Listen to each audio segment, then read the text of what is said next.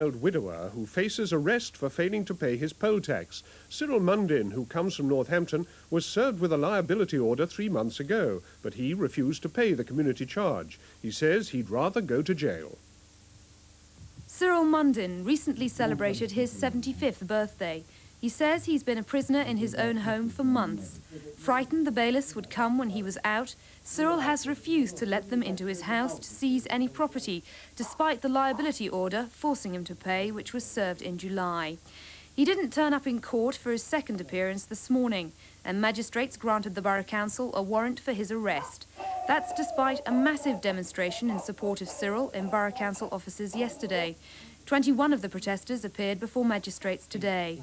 After pleading not guilty to charges of using threatening words and behaviour, their cases were adjourned for 3 weeks. Cyril says he's determined not to pay what he says is an unjust tax against people on low incomes. He's quite prepared to go to jail. I'm ready for anything. I'm going to see through this end, not for my own sake, but for other people who are struggling in a worse position than I'm in. Urgent fire On a greenfield site in Britain in the last 20 years. And it'll be different from other polytechnics in that it'll form part of a larger Midlands poly centred on the M1 corridor. Today it's just a field, but in a year there'll be 500 students here, rising quickly to 3,000. The new Polytechnic will in fact be an offshoot of Leicester Polytechnic, one of a number of education establishments that have been competing to set up shop here. Milton Keynes already boasts one educational institution that's unique in Europe, the Open University. And there's nothing modest about the claims being made about the new Polytechnic. They're promising one of the best institutions of higher education in Europe. But can they deliver? Well, we believe we can, otherwise we wouldn't have said it. We believe that by focusing initially upon the areas for which Milton Keynes is very well acknowledged throughout Europe, we believe that we can bring that institution to Milton Keynes fairly quickly. Those areas, of course, being the high technological areas and the areas of land management and land use and design and property development. The new Poly is likely to bring many changes to the whole of Milton Keynes. A new influx of students always does, anywhere. As for the name of the new institution, you'd have thought that Milton Keynes Polytechnic would be the obvious choice. But no, it's to be the Polytechnic Milton Keynes. The reason for that is that as part of Leicester Poly, it doesn't have government sanction as a full polytechnic in its own right. However, the multi-million-pound development is expected to receive government funding. When opened, it'll work closely with the Open University, it'll create 100 new jobs, and many people here think it's an addition to the new city that's long overdue. He would rather go to prison than pay up. Off to the Gulf, the medical... A pensioner from Northampton is tonight waiting to hear whether he could end up in prison cell by the weekend for refusing to pay his poll tax. His stand against the government's controversial community charge led to a warrant being issued for his arrest. 75-year-old Cyril Mundin has already turned away bailiffs seeking to seize his property.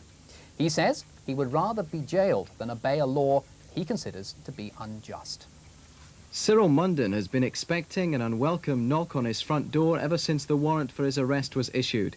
He knows the maximum prison sentence for failing to pay the community charge is 3 months, but has no qualms about breaking the law. I think all things that are wrong should be broken. I know it's a big struggle, I realise that, but when I think back and realise that years ago the suffragettes broke an unjust law by sticking together, it gives me hope.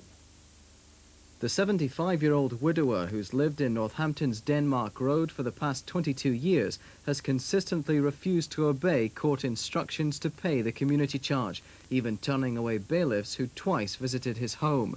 Northampton Borough Council, which sought the warrant for his arrest, says putting people in jail is not its aim, but the law of the land must be upheld. Yes, there's nothing at all that we would want to do with regards to sending people to prison. We're here as revenue collection officers to collect the tax which is rightly due to the council. If people do go to prison, then obviously that is the end of the line and we're not going to get our money. That's not what I'm here for at all. I'm here to collect the money that is due. The warrant against Mr. Mundin, the first of its kind issued to a non-poll taxpayer in the town, allows the police or other enforcement officers endorsed by the Chief Constable to take him into custody. A court appearance could then lead to a jail term. Earlier this week, anti-poll tax campaigners stormed the Borough Treasurer's office in Northampton to highlight Cyril Mundin's case. But Mr Mundin says time spent in prison will be worthwhile if it helps bring changes to the community charge. I'm hoping so. I mean, the last rate system wanted changing. It was a bad system. And I thought, when the poll tax first heard of it, I was rather pleased, because I thought, since more people are making a contribution to the rates and the running of the towns and cities, previous payers should be paying less. Northampton Borough Council won't be drawn on when the arrest warrant will be implemented. When the officers do call, they'll find Mr Mundin in a defiant and totally unrepentant mood. Ross McWilliam reporting.